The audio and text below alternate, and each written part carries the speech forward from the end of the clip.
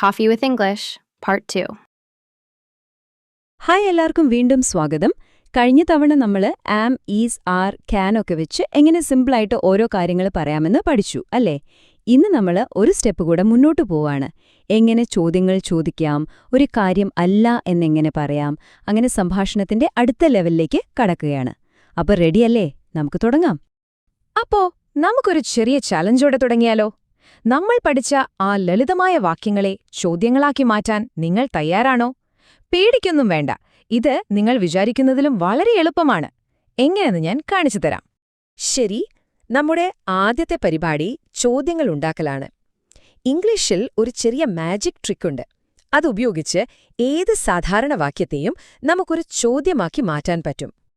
ഈ സ്ലൈഡിലേക്കൊന്ന് നോക്കിക്കേ. ഇടതുവശത്ത് ഹി ഈസ് എ ഡോക്ടർ എന്ന് കാണാം. അതൊരു സാധാരണ വാക്യമാണ്. എന്നാൽ വലതുവശത്ത് നോക്കൂ, ഈസ് ഹി എ ഡോക്ടർ? അതൊരു ചോദ്യമായി മാറി. കണ്ടോ? വെറും 2 വാക്കുകൾ അങ്ങോട്ടും ഇങ്ങോട്ടും ഒന്ന് മാറ്റിയിട്ടപ്പോൾ തന്നെ ആ വാക്യത്തിന്റെ അർത്ഥം മൊത്തത്തിൽ മാറിപ്പോയി. ഇതിന്റെ പിന്നിലെ ട്രിക്ക് എന്താണെന്നറിയോ? വളരെ സിമ്പിളാണ്. ആദ്യം നമ്മുടെ കയ്യിലുള്ള വാക്യമെടുക്കുക. അതിലുള്ള ഇസ്, ആം, ആർ പോലുള്ള വാക്കെടുത്ത് നേരെ വാക്യത്തിന്റെ തുടക്കത്തിൽ കൊണ്ടുപോയി വയ്ക്കുക. അത്രയുള്ളൂ, നമ്മുടെ വാക്യം ഒരു ചോദ്യമായി കഴിഞ്ഞു. ഇനി ഈ പാറ്റേൺ ഒന്ന് നോക്കിയേ. അപ്പൊ നിങ്ങൾക്ക് കാര്യം പിടികിട്ടും. ഐ ആം എ ടീച്ചർ എന്നുള്ളത് ആം ഐ എ ടീച്ചർ എന്ന ചോദ്യമായി. അതുപോലെ യു ആർ എ സ്റ്റുഡന്റ് എന്നത് ആർ യു എ സ്റ്റുഡന്റ് ആകുന്നു. ഇനി ക്യാൻ വെച്ചുള്ള വാക്യം നോക്കൂ. She can speak. അതും ഇതേപോലെ ക്യാൻ ഷീ സ്പീക്ക് എന്ന ചോദ്യമായി മാറുന്നു. കണ്ടോ?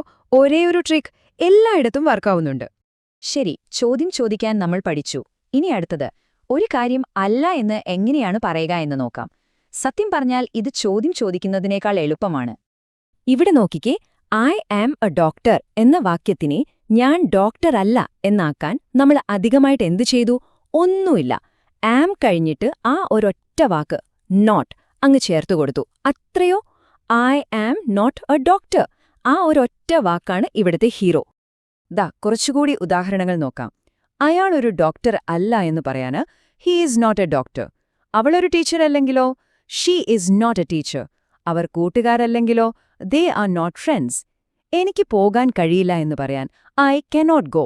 സിമ്പിൾ അല്ലേ? ഈസ്, ആർ, ക്യാൻ ഇതിൻ്റെയൊക്കെ കൂടെ ഒരു നോട്ട് ചേർത്താൽ മതി. ഇതുവരെ നമ്മൾ വാക്യങ്ങൾ എങ്ങനെ ഉണ്ടാക്കാം, മാറ്റാം എന്നൊക്കെയാണ് നോക്കിയത്. ഇനി നമുക്ക് കുറച്ച് പുതിയ വാക്കുകൾ പഠിച്ചാലോ? ഒരു സാധനം ആരുടേതാണെന്ന്, അതായത് അതിന്റെ ഉടമസ്ഥനാരാണെന്ന് എങ്ങനെയാണ് നമ്മൾ പറയുക എന്ന് നോക്കാം. ഇതിന് നമ്മൾ ഉപയോഗിക്കുന്ന വാക്കുകളെയാണ് ഇംഗ്ലീഷിൽ പൊസസീവ് പ്രൊനൗൺസ് എന്നൊക്കെ പറയുന്നത്. ആ പേര് കേട്ട് പേടിക്കുന്നു വേണ്ട, സംഗതി വളരെ ലളിതമാണ്. ഉടമസ്ഥാവകാശം കാണിക്കുന്ന വാക്കുകൾ, അത്രയേയുള്ളൂ. ദാ നോക്കൂ, എന്റേതെന്ന് പറയാൻ നമ്മൾ മൈ എന്ന് പറയും. ഉദാഹരണത്തിന് മൈ ഹൗസ്, എന്റെ വീട്. അതുപോലെ നിങ്ങളുടേത് എന്നാണെങ്കിൽ യോർ, യോർ ബുക്ക്, നിങ്ങളുടെ പുസ്തകം.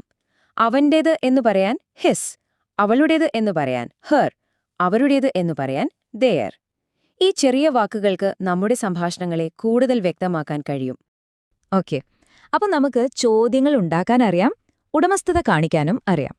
ഇനി ഇതെല്ലാം കൂടെ ഒന്ന് മിക്സ് ചെയ്ത് എങ്ങനെ കൂടുതൽ വിവരങ്ങൾ ചോദിച്ചറിയാം എന്ന് നോക്കിയാലോ?